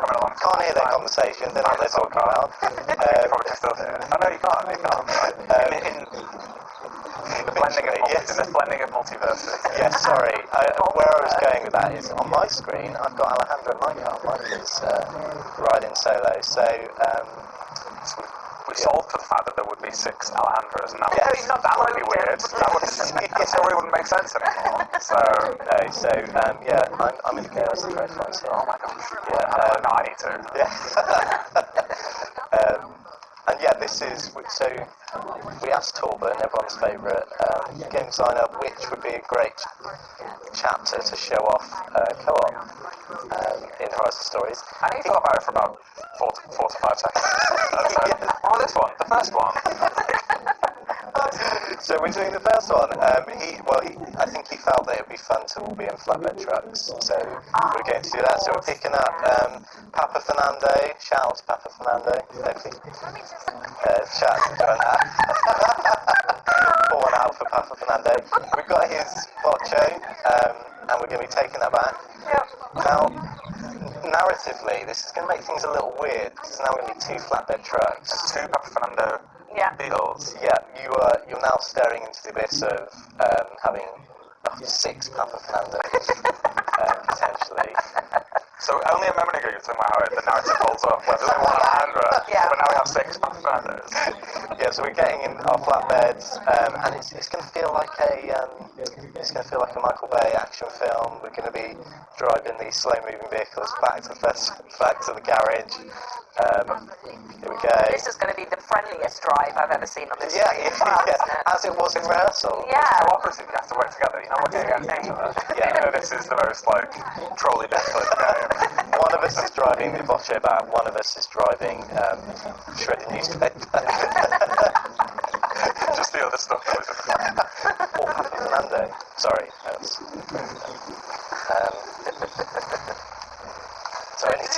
Does this mean there's 6 of everything then? I mean, we saw in the cutscene earlier there's just the one, so there's some suspension of disbelief between the 2 elements. Yes, so when you're playing with 6 players, you'll have 6 flatbed trucks going down this wholly inappropriate for 6 flatbed truck road back to the garage.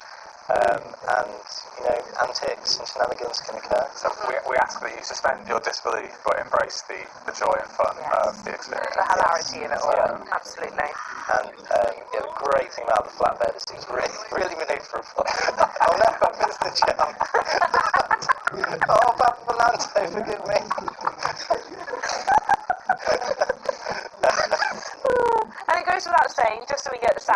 this is applicable across all stories, is that correct? Yes, you can play this across all stories, even Drift Club Mexico, which we added in Series 6. Maybe there'll be a Horizon story in the expansion that you'll be able to co-op in as well. Ooh, very exciting. We wouldn't say it wasn't true though. That'd be really weird. So Yes. Can't confirm there. Yeah. So, this is Horizon Stories co-op. This is exactly how I imagine this would go. Yeah, and that is going to be available when Series 9 goes live. As tempting as it is to wrap people off the road, you are winning and failing together. Yes, it is co-op, it's not PvP. And It's me towards the finish line. if you're taking 6 beat-up old Beetles back to the garage, let me tell you from experience, that's going to be a 3-week wait. They're not going to be ready straight away. Wonderful. Well, thank you, I think, for showing off. The feature is fantastic. The gameplay questionable, but it was wonderful to see that coming back. We do have something else to go through as well, and that is that PC players, you specifically out there, are also going to get access to a new graphics improvement in Series 9. What is temporal anti-aliasing? Yeah, hold on, people. It's tech time. Buckle up. So, by default, all versions of our game have 4 times MSAA, which is multi-sampling anti-aliasing. I suppose we should actually zoom out a little bit. Right, what is anti-aliasing? Okay, we can What start is there, aliasing? yeah. So I guess what people would refer to as is jackies. It's a thing that all 3D games will get on some level, and it's where there's kind of really straight lines on the screen that aren't completely horizontal or vertical. You get little jacky edges along them. It's an issue in 3D rendering a lot. We roll in the video, cool. So developers use some form of anti-aliasing in almost all games to try and just fuzz those lines a little bit and make you not have that kind of step between the pixels. So with MSAA, the system looks for like contrast between pixels. You have a dark pixel and a light pixel next to each other, which could lead to that appearance of a jacky line. And it kind of fuzzes those lines. And it's a really good effect. It works really, really well, especially at 4K. So if you're playing on your Xbox Series X and you're on a 4K TV, you get a really solid, crisp image. But what we found through the data that the game sends to us about our players is that on PC, even those players playing on a really high-spec PC, they are very often, in fact, the majority of them are actually playing at 1080p, not 4K. I would never have thought. I wouldn't have either, but I guess PC monitors are a little bit smaller, perhaps less likely to be high-res compared to a living room setup. And then that brings us on to MSAA, which I say is a great solution for 4K. It's not as good a solution at 1080p, especially with the level of detail that those players are putting into the image. So they'll have max settings, but then lower resolution, which can lead to aliasing. So we're adding temporal anti-aliasing. Temporal anti-aliasing, rather than doing it over a single frame that MSAA does over multiple frames, kind of frame ahead of where you currently are, to look for those high contrast areas between 2 pixels and kind of blur those or blend them together to give you a really, really crisp image. It's actually a really cool effect at 1080p. So if you're a PC player and go dig out that setting, you get a really, really solid, crisp image. An improvement over MSAA in that particular setup where you're on PC at 1080p. Wonderful. Shout out to the rendering team. Shout out to the rendering team, yeah. That was a really good description as well. I could tell you got really into that, so thank you very much. Hopefully it was true. The other thing I need to say now is obviously, admittedly, this isn't the easiest feature to demonstrate over a live stream format. So stay tuned to Forza social channels where we're going to be posting a link very soon, so you can go actually see the difference in full resolution over on our YouTube channel. While we're in this section of the stream though, are there any other notable improvements or bug fixes on the way? Why, sure, there are. As I glance down my notes again, so we fixed an issue where, if you had a 12-player convoy and you're going into event lab events, especially complex ones, sometimes you can experience like disconnects and bad times. So we fixed an occasion where that could take place. We fixed a couple of exploits around car gifting and photo mode. We fixed an issue where players could lose progress on daily challenges on the playlist. And we've also a couple of additions now to Switch Focus. We've added a duplicate car filter now to the car select screen, so players which have, let's have a look at that. So players that have like multiple setups for their cars, or just want to pick out duplicates, they've now got a duplicate filter. It'll only appear if you have duplicates. Oh, that's brilliant. I love that. Which literally we have two Stingrays there. And it's like I've got 2 seconds to remove from Gary. Oh, You could that just remove is it from Gary. ridiculoly helpful. I know a lot of players are asking for that, so that's going to be in Series 9. And we've also added a couple of things for Event Lab, so we've added an orbit cam. We've added stepped rotation, some additional camera speeds to Event Lab, so when you're placing your props, you've got a bunch more control around the camera and just how you place those. So yeah, check those out when Series 9 goes live next week. Wonderful, thank you very much. And last but not least, from us in the room, as always, there's more cars to go your way. Now we've shown you how to get rid of the extra ones, we're going to sling some more your way. So there are 3 more cars being delivered to the garages of Car Pass owners during Series 9. We're going to have a quick look through them all now, starting with the Aston Martin. So, what's special about this one? So this is the Aston Martin DBX. I think it's actually the law now that all car manufacturers have to produce an SUV, and so this is Aston Martin's effort. It's very, very cool. Obviously, it's an Bit Aston. sleek, isn't it? It's an Aston, so it's all hand built, all hand stitched, all super high luxury. Yeah. Absolutely gorgeous interior. Stop a little bit far away from the. You're really impressed by that. But it's an Aston, right? And it's a modern Aston, which means it is absolute peak luxury on every level. Jack's notes. Also, the 2021 Formula One medical car. So, That's a great fact. if you're selecting a car to be the medical car in Formula One, it's got to be safe. It's got to have plenty of room for bandages and things. And Just for bandages. Yeah. Not like defibrillators and stuff. well, Just those as well. loads of bandages. Yeah, those as well. Plug into the dash. So, 4-litre twin turbo V8, and you've got 0 to 60 in 4.5 seconds, which not record breaking fast, but quick for a car that looks like this. Quick for an SUV. Yes. Yeah, that's it. When can people get this? This is going to be available next Thursday when the Series 9 starts. Next Thursday. Okay. Celebrity owners? I don't know. No, none to hand. No, right. Playground Games Studio head Trev's got one of these. Celebrity owner. I mean, Tim Shaver also an Xbox Game Studio head, so Yes, that's if we're fair. calling Tim Shaver a celebrity. Absolutely. Yes. No, you're right. You're right. Right, okay, next car is the Lexus RC. Shall we hop behind that one? So RC stands for remote control. It stands for Radical Coupe, and the F. Radical. F stands for flagship or Fuji Speedway, which is. Sometimes I just want you to know, I'm not sure whether to believe you or not. I don't It does. It is weird that it would have one letter, but it means 2 things. Yes, it would. It means I'm not Mr. Lexus, so We figured. let that be. No. I'm more just questioning your research. So it's got the T stands for Track Edition, so it's got a bunch of performance upgrades. It's lighter. It's got an analog clock. What? There it is. Look at that. That is a feature listed on the website, so I definitely did some research on this. As far as the website, yeah. Well, it is usually the hallmark of a luxury car that would have an analog clock. Yeah, So yeah, very nice. And those performance upgrades are going to see you doing 0 to 60 in just under 4 seconds. So no slouch. Pretty modest boot space at 370 litres. For this sort of car. I did check the Aston's got 630. So, Wow. Yeah, that is Whoa. That's a double week shop for sure. For sure. I love this measurement that we just invented on these screens. It's how much of a weekly shop you can fit in the boot. I think last time you said orange juice.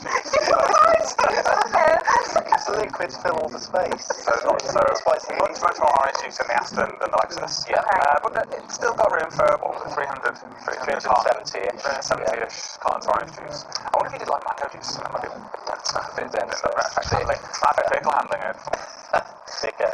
And resident car expert Chris Phillips described this as a real gem of an engine.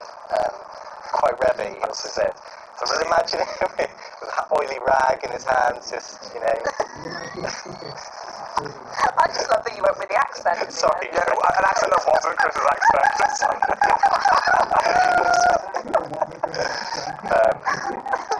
Do we have any more facts about the car? No, that's it.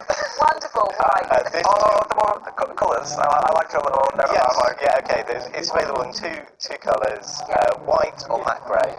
So if you like any other colours, you are not going to be able to get those from the manufacturer. But in our game, That's pretty cool. you've got lots of colours, so That's good. Very good. Right, should we have a look at the final card then? yeah, that's going to be that is available the- a week Thursday, next Thursday.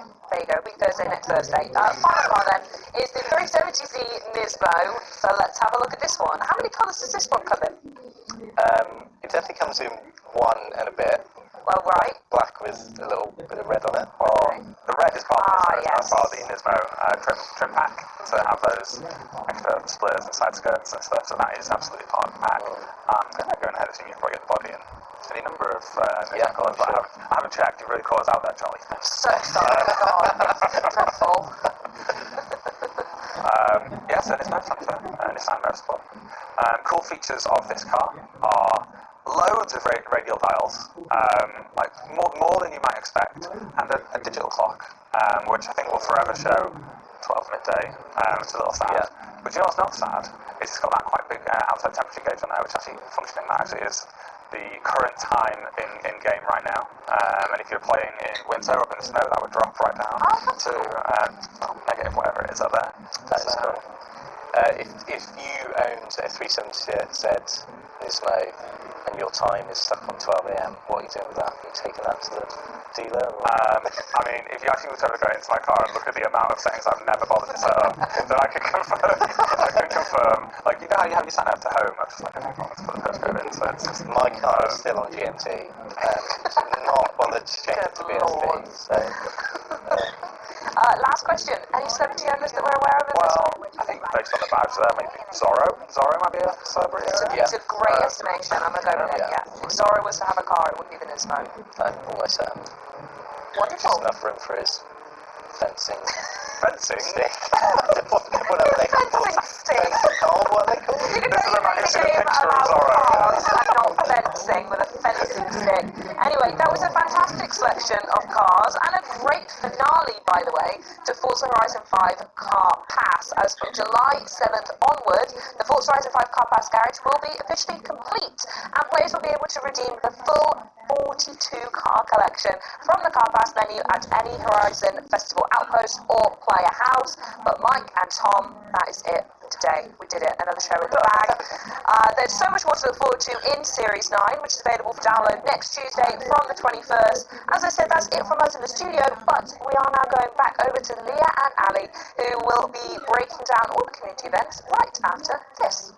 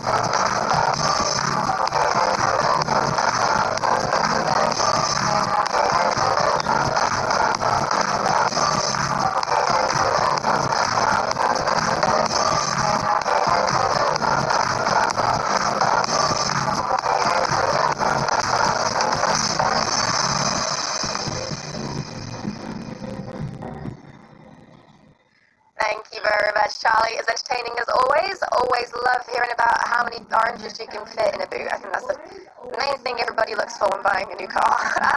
Well, welcome back. We have one more guest today, our community expert, Ali Tack, to round out the show with a rundown, of course, of the latest community happenings and events. Welcome back, Ali, to Forza Monthly. Hello. Hey. Hi, good to see you. Community expert on the community. That is you. Experts. Get ready for some expertise. I've got something that's going to wow you today, Leah. Yeah. Your lower thirds are underselling it. Ali Tack, content creator, community expert. yeah. Come on. Yeah, 3 or 4 lines there. Yeah. Come on. to talk about this week, and we don't have much time. So let's just jump straight into it, because amongst the big Forza announcements this week, there was another unveiling that might have flown under the radar for some, which was Forza's new official website. So you're going to run us through some of the new features on the new website and show us what we've got in store. Yeah, loads of cool stuff to show you here. So there's a new website, and the name has changed to Forza.net. That's where you can find it. It's fast, a little more modern, and a space to celebrate cars, community, and creativity.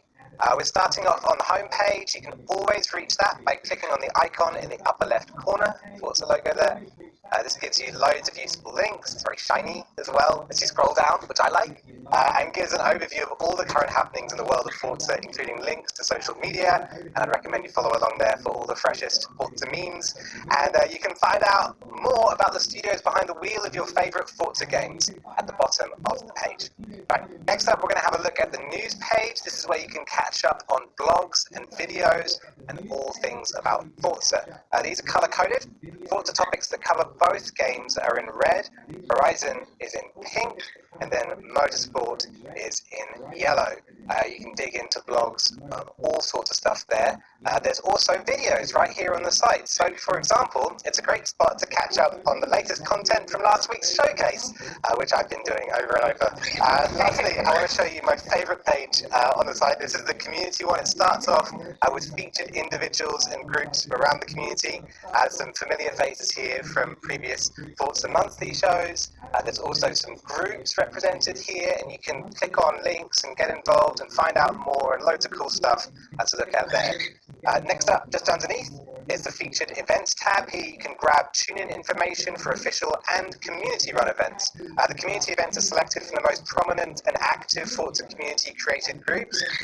So to promote your own event, it's actually best to start in the forums or over on the official Discord. Beneath the events are the most recent contest-winning photos and liveries from the community. For now, we're showing them one at a time, but to get yours up there, just head to the forums and enter the competitions. Here it is, the My Forza link, super useful and a long time useful thing in the community. Click on there and you get to the personalised hub where you can view photo galleries and much more. And finally, some links to the forum where you can get involved with community competitions, and also the support site where you can grab release notes, FAQs, and submit tickets for troubleshooting. So yes, everything you could ever want in Forza at Forza.net. Check it out. There we go, it's awesome. And that's it, you've got Twitter, you've got Discord, and the new website, so loads of different ways to digest all that delicious information if you would like to, which you would, I'm sure. So if you want to stay up to date with events, then there you go, 3 different options. And speaking of events, one event that starts today is the Drift and Win Rivals in Forza Motorsport 7. Now, we haven't actually seen a Drift Rivals in quite a long time, so this might be new for some people. Explain the format, what is this? Yeah, so Drift Rivals are awesome. If you haven't taken part in one yet, it's not about your lap time anymore. It's not about how fast you can go around the track. Instead, it's about kind of how much flair you can give as you go around the track. You've got to turn the traction control off on your car and hang the back out as you go around corners. I'd recommend actually going into the hub and turning on the drift scoring for this. That way you can see what gets you higher scores and what helps you out. It's basically drift angle and the speed that you're going around the corner, but it's a really useful thing to have up. Check out the drift hub. You can also race any car in this, so there's not one specific car, even though we've got a Maserati on the poster here. You can bring anything you want as long as it's rear-wheel drive and race it around there. The track is Suzuka East, so everyone's going to be on the same track, but any car that you want. It also means you can get great paints behind it, which is kind of cool. There's 2 prizes. Participation on the one side gets you the Kiss the Cook driver gear, which is a legendary driver gear. I actually don't have it. It's not going to be taking part for sure. And the top 50% of people get the Safe and Sane Fireworks driver gear with the rather snazzy outfit that's very snazzy outfit. Yeah, I think snazzy is a good word for it. Snazzy is the perfect word for it. It's got pizzazz.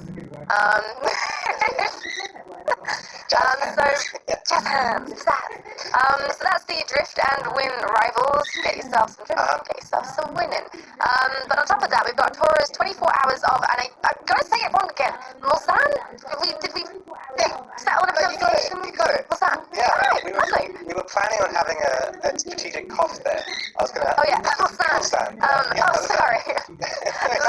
Excuse the fact I can't can't You pronounce nailed it. it, so you didn't need Yay! Yeah. Well, that went on earlier this month. So yeah, who took home the honours there? Yeah, exactly. First weekend of this month it took place. The P1 winners were ESV, because of course it was ESV, it was the flopper team. Barcode Eclipse from ESC, TPR Picasso getting involved, and Diablo, a privateer at the moment, not for long I imagine, or not unless he wants to join a team. And then P2 winners are ESV again, so it's a double win from ESV with the Motorsport Pro team this time. That's Scottson, Boberts, I'm going to say it properly, and Unfolded. And then lastly, there was also a GT class, which is actually the first time in a long time that Forza, the Tourer I should say, have had 3 classes in their Mulsanne race. This time GT winners weren't ESV, that's the big news item for today. Instead it was Hairpin Heroes, that's Unjust Kurt, Critical, Solo and Bowtie. As always, a big shout out to the organisers. There's so many people who get involved with these events, putting them on a full 24-hour race. You can imagine how many people are required to get that thing together, and also everyone who helped out with the streaming side as well. To find out more about Tourer events and get involved in the next endurance, head to racetourer.com. Amazing. Alright, let's have a look at what events we've got coming up then. Let's take a look at the community calendar. Yeah, we've got a cool week coming up, a good month coming up in fact. I think my personal highlights from this one are the Tourer Trans Am series. That's always a load of fun. You can see it's an international series as well. They've got it going on in Oceanic, EU and North America, so you can kind of measure your championship points, if not race directly against people from everywhere in the world. The PTG Volvo S60 Racing Series is bound to be good. That's an epic car. I love Volvos, so that's a good one to get involved with. And lastly, the FH5 UK, right at the end of the month, 30th, the Jubilee giveaway. I just love it. I like anything to do with the Jubilee. Let's go. You know, it sounds fun. We all love giveaways, I mean. How could you not love a lovely giveaway? Yeah. There's nothing wrong with the giveaway. Oh god, no. Alright, is there anything else you want to mention before we must depart? One more thing, you're absolutely right, thank you. Just lastly to mention that on the weekend of the 25th and 26th, PS UK will be putting on a charity weekend supporting the Priscilla Bacon Foundation. That's in memory of a community member who sadly passed away, and the whole thing is a really nice event. They're a community who've raised loads and loads of money over the past few years for charity, so a really nice cause and a really nice group to get behind. I really recommend heading on over to UK_pitstop on Twitter, where you can get a donation link and also get a link to get involved with the event. So yeah, one more thing, there it is for you. Yeah, always one more thing. Excellent. Thank you so much for sharing, Ali, and we'll see you next month. Have a good one. All right. We're nearing the end of the show now, but before we go, I do have a couple of announcements. Firstly, the Forza franchise is delighted to celebrate Pride alongside Xbox, and today we are gifting out an exclusive Forza Rainbow livery adorning the 2009 Pagani Zonda. I'm going to say this wrong again, Cinque Roadster. I hopefully got that right. I think I did. Check your in-game message center to claim your free car. And if you prefer to get your Forza news in Spanish, please be sure to follow the new Spanish language social channels for Forza Motorsport. Links can be found in the chat for that.